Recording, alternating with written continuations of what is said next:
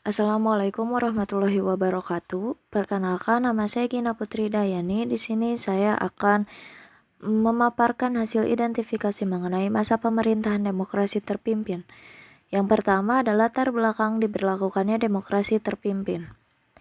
Latar belakang dibentuknya demokrasi terpimpin adalah kegagalan konstituante dalam merumuskan konstitusi baru, dikeluarkannya Dekret Presiden 1959, serta kondisi politik nasional yang tidak stabil. Nah, demokrasi terpimpin merupakan suatu periode pemerintahan yang berlangsung pada tahun 1959 sampai 1965.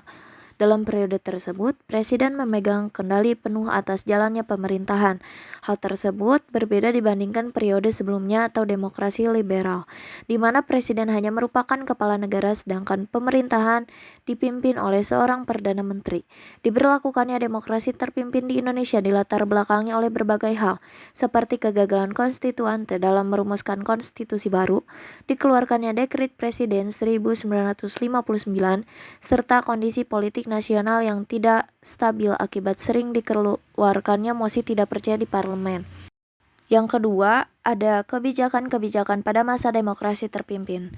Kebijakan Presiden Soekarno pada masa demokrasi terpimpin terdiri dari pembentukan MPRS, DPAS, DPRGR, pembentukan Pro Nasional, Manifesto Politik USDEK dijadikan sebagai GBHN, pembubaran Partai Masyumi dan PSI, permasyarakatan ajaran Nasakom, adanya politik konfrontasi dengan Malaysia. Presiden Soekarno mengeluarkan Dwi Komando Rakyat atau Dwi Kora, menggiatkan usaha dalam merebut Irian Barat, salah satunya dengan mengeluarkan Tri Komando Rakyat atau Trikora.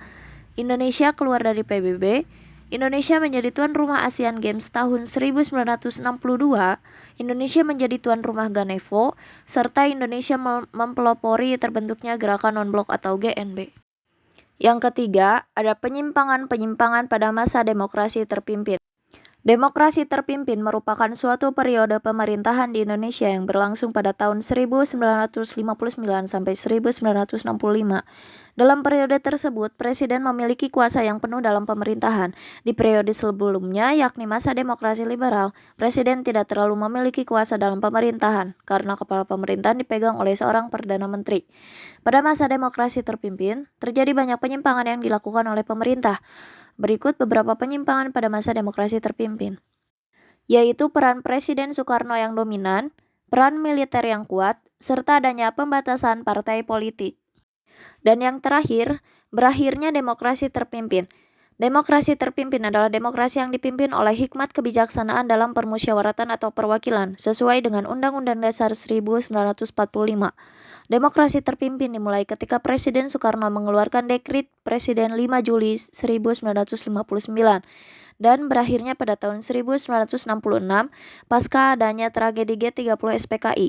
Faktor penyebab keruntuhan demokrasi terpimpin diantaranya adanya kekacauan besar yang diakibatkan oleh peristiwa G30 SPKI, krisis ekonomi nasional, tingkat inflasi yang tinggi, penyimpangan yang dilakukan Soekarno terhadap konstitusi, serta kegagalan Soekarno dalam bidang politik dan ekonomi. Nah, itulah hasil paparan mengenai masa pemerintahan demokrasi terpimpin. Saya pamit undur diri. Sekian dari saya. Mohon maaf bila ada kesalahan. Wassalamualaikum warahmatullahi wabarakatuh.